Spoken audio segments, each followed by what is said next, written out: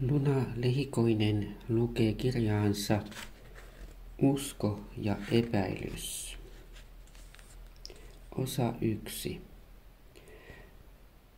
Lontoon kaupungin alla, päivän valolta piilossa, on toinen maailma, maanalainen maailma. Vuosisadan käydessä vähin elin vähin, eräänä sen lokakuisena yönä, erään maanalaisen oven edessä seisoi mietteisiinsä vaipuneena tummiin puettu hahmo. Kainalossaan hän poristi viimeisintä Daily Telegraphin numeroa. Tukevan puisen oven takaa kuului kiivaana käytävän keskustelun ääniä. Nuori mies siirsi hupun päästään ja aukaisi lehden kuin varmistuakseen vielä jostakin. Ajatuksissaan hän jälleen kerran pysähtyi tuijottamaan etusivun otsikkoa, jossa luki: Tarina kreivi Draculasta on vain myytti, kuolemattomuus kaikilta osin todistettu mahdottomaksi.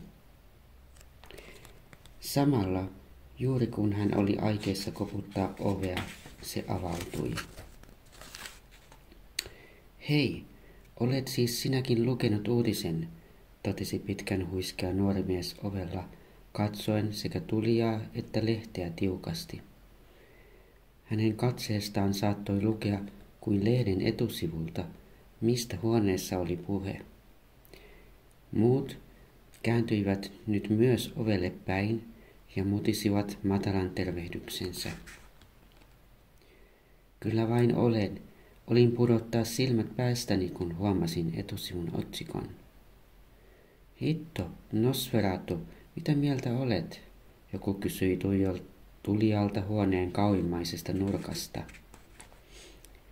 Suoraan sanoen hämmennykseltäni en ole oikein pystynyt muodostamaan mielipidettä vielä, Nosferatu vastasi. Mutta luithan koko uutisen. Tietenkin se on vain toimittajan selonteko. Varsinaista tutkimusta siis on referoiden selostettu. Emme voi luottaa pelkän välikäden välittämään vaikutelmaan, puhui joku joukon keskeltä, koettaen pitää äänensä rauhallisena. Mutta artikkelin lainaukset, vaikkakin lyhyet pätkät, lienevät aidot ja selontekokin noudattelee yleistä etiikkaa, mitä sanomalehden uutisointiin tulee. Ette voi kiistää, että se antaa melko lailla uskottavan vaikutelman. Jopa minuun se teki vaikutuksen niin, että tunsin oloni hetken epämukavaksi, naurahti pitkän huiskea nuorukainen teennäisen kuuloisesti. Niin tekee, mutta voi se silti olla vain pelkkä tilattu huijaus, ja kukapa tietää lopulta lainaustenkaan luotettavuudesta. Ad Fontes, toverit, ollapa alkuperäinen lähde nyt nähtävillä. Ad Fontes tosiaan, voidaanko edes alkuperäiseen lähteeseen luottaa? Mutta kuinka kukaan todella voisi epäillä kunnianarvoisan ja luotettavuutta nauttivan lehden syyllistyneen vääristeltyyn tietoon tai edes muunneltuun totuuteen? Kaikki faktat kuitenkin näyttävät tieteellisesti perustelluilta, intti vakavan näköinen hahmo hiljaisella äänellä. Niin, jos joku meistä sattuu olemaan vakavasti tiedeuskossa, on tämä tieto hänelle melkoisen yksiselitteinen. Keskustelu maanalaisessa kellarihuoneessa poukkoili ylenkiivaana koko 30-päisen vampyrilauman kesken, joka huoneeseen oli kokoontuneena. Näytti siltä, että kukaan ei ollut jäänyt pois, vaan tapaus oli saanut kaikki yhteisön jäsenet liikkeelle tuona iltana, tuona viikoittaisen tapaamisen yönä. Nosferatu oli saapunut heistä viimeisimpänä paikalle. Näytti myös siltä, että mistä todella oli kysymys, oli siitä, miten suhtautua uutiseen, joka asetti koko heidän olemassaolonsa kyseenalaiseksi. Mikä pahinta, Se yhtäkkiä oli onnistumassa vaarantamaan tärkeimmän, heidän oman uskonsa, sen, jonka varaan kaikki oli rakentunut. Tietenkin luonnollisesti ajatellen olisi pitänyt olla itsestään selvää, että tällaiseen uutiseen esiintyisi vaikka maan pääuutislehden etusivulla, vampyyrit olisivat suhtautuneet lähinnä olkaansa kohottaa ja ilkikurisesti hymyillen. Juuri tämä paradoksi sai tähän saakka hiljaa olleen hahmon kovin miettelijäksi. Hän istui yksin tuolillaan hieman syrjässä muista ja seuraili tilannetta. Yhteisö, joka oli kokoontunut tähän kellarihuoneeseen, koostui tarkalleen 33 vielä melko tuoreesta vampyyristä, jotka paraikaa oleskelivat Lontoossa. He olivat valinneet keskuudestaan yhden johtajan, henkilön, jolla oli ehdoton auktoriteetti muihin nähden. Tämä johtajavampyyri sanoi aina viimeisen sanan. Luonnollisesti hän oli myös iältään vanhin. Oli vuosi 1898 ja johtaja vampyyri Laistat oli omien sanojensa mukaan nähnyt 500 vuoden aikana historiallisten aikakausien vaihtuvan. Hän oli nähnyt vallankumouksia ja sotia, nälänhätää, ruttotautia ynnä muuta inhimillistä kamppailua. Hän syntyi vampyyrinä eräässä Saksan osavaltiossa eräänä kuunvalaisemana yönä, kun ensilumi leijaili yötaivaalta. Saksin maalta hän matkusti ympäri Eurooppaa päätyen oleskelemaan Ranskaan ja Pariisiin. Hän oli todistamassa omin silmin Ranskan vallankumouksia, valistusaatteen esiinmarssia ja Napoleonin nousua valtaan. Luonnollisesti Lestat omatessaan tällaisen elämänkokemuksen muut Lontoon vampyyrit suuresti kunnioittivat hänen näkemyksiään, joita hän kuitenkin vain harvoin lausui ääneen. Hän itse sai erään toisen vampyyrin verta suoniinsa tuona kuutamoisena talviltana, ja siten hänestä tuli kuolematon. Mutta sillä hinnalla, että hänen oli elettävä yön varjoissa. Hän ei ollut nähnyt auringon nousua lähes 500 vuoteen. Hän, Lestat, astui nyt syrjäisestä tarkkailuasemastaan esiin, ja kaikkien katseet kääntyivät häneen kuin naulittuna. Tuli haudan hiljaista. Veljet ja sisaret, ymmärrän kuohuntanne, mutta samalla näin myös suunnattoman heikkouden. Vapisette pelosta, koska tuo artikkeli, omaten niin sanotun totuuden, saa teidät nyt epäilemään jopa omaa itseänne, uskoanne ja vakaumustanne. Lestatin ääni kantoi yli koko huoneen, ja siinä oli voimaa, vaikka se ei ollutkaan kiivasta, vaan pikemminkin rauhallisen painokasta. Ymmärrättekö nyt, että pelkäätte, koska pelkäätte pahinta, valhetta? Sitähän te vapisette, että olette eläneet valheessa kaikki nämä vuodet. Sitä, että olette antaneet pettää itseänne. Tuo artikkeli on nyt saanut teidät pois tolaltanne ja epäilemään kokemaanne, sitä mitä olette nähneet ja tunteneet. Johtaja vampyyri piti tauon seuratakseen puheensa vaikutusta kuulijakuntaan. Hän näki joukon komeasti pukeutuneita nuoria vampyyreitä. Se oli sanalla sanoen vaikuttava näky, ja juuri tuona hetkenä Lestat selkeämmin kuin koskaan tajusi, miten vaikuttava se itse asiassa olikaan. Lestat oli aikomassa jatkaa, kun joku toinen ehti katkaista huoneessa vallitsevan hiljaisuuden. Me kaikki kunnioitamme teitä, johtajavampyyri. Olettehan vanhin ja esikuvamme. Kaiken, mitä olette kertoneet meille, olemme totena pitäneet. Mutta suonette nyt anteeksi nämä epäilyksen sanat. onko ketään, joka on ollut näkemässä rinnallani nämä kaikki vaiheet ja voi todistaa ne todeksi? Itse asiassa, onko joukossamme ketään, joka on ollut kanssani pidempään kuin 10 vuotta, Lestat? Minusta meidän ei pidä epäillä sitä, mihin olemme perustaneet uskomme näinkin kauan, kuului toinen ääni, tosin hieman varovaisena ja vaimeana. Ajatuskin tuntuu kammottavalta, että tosiaan olisimme.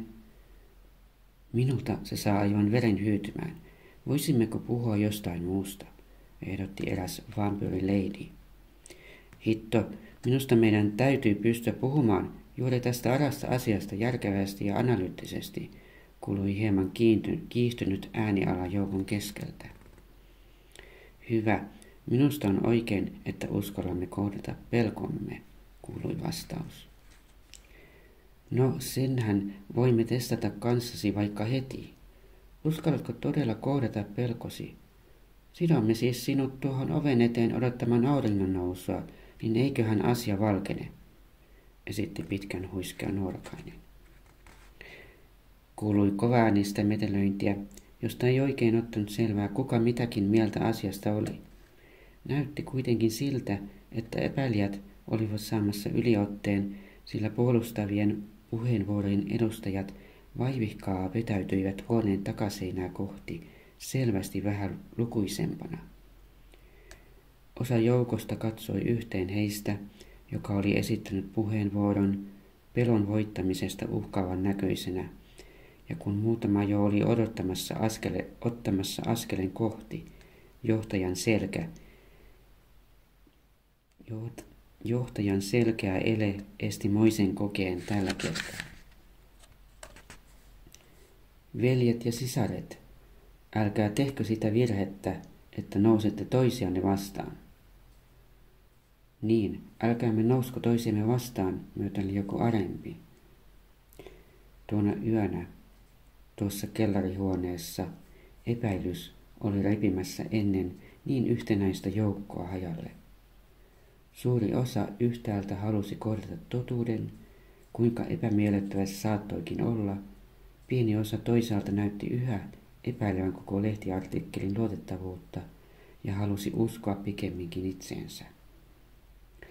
Tosiseikka oli, kuten eräs vampyyri edellä ilmoitti, että yksikään joukosta ei ollut todistamassa Lestatin aikaisempia elämänvaiheita, eikä yksikään heistä ollut elänyt vampyyrinä kauempaa kuin 10 vuotta.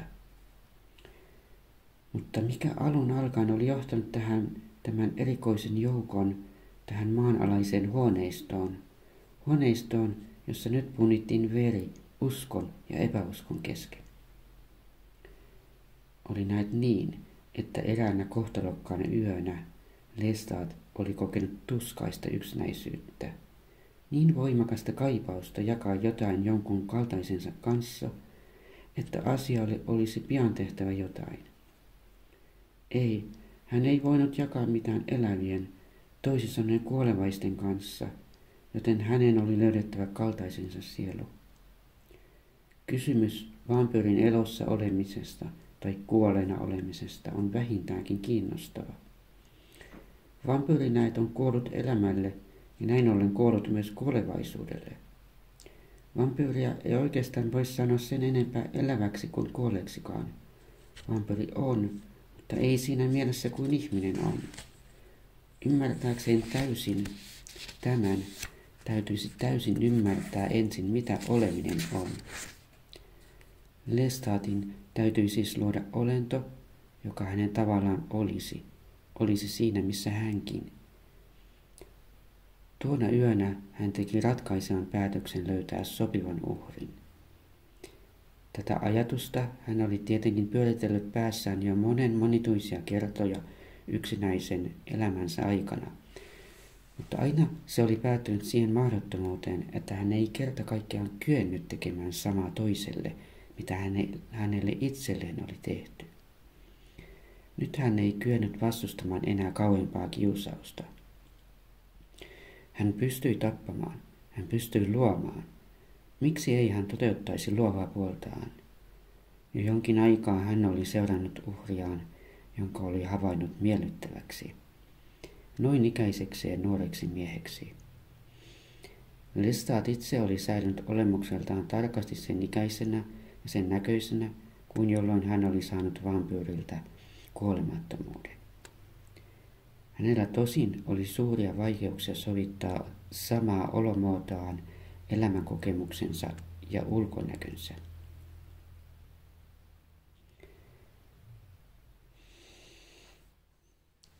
Ihmisiässä ollessaan hänen elämänkokemuksensa oli vielä hyvin niukka. Nyt sen sijaan hän oli nähnyt liian paljon pystyäkseen keskustelemaan 20-vuotiaan kanssa samalla tasolla. Mutta henkilö, jota hän oli seurannut, oli ikäistään kypsempi. Ainakin hän oli kokenut enemmän siihen ikään mennessä kuin keskiverron samanikäiset. Lestat näki hänet joka ilta kadun kulmassa, jota pitkin hän kulki pimeän laskeuduttua. Joka ilta hän näet lähti ruokailemaan. Yleensä ravintona oli pelkkiä rottia. Mutta verta hänen piti saada ja elävästä olennosta. Hänelle ei jäänyt suuremmin vaihtoehtoja, ellei hän halunnut herättää kauhua herättämällä jälkeensä ihmisraatoja ilta illan jälkeen. Hän ei halunnut herättää kauhua eikä epäilyksiä. Hän halusi rauhaa, mutta myös kumppanin. Siksi hänen oli tehtävä kova valinta. Oli tapettava, mutta samalla annettava uusi elämä.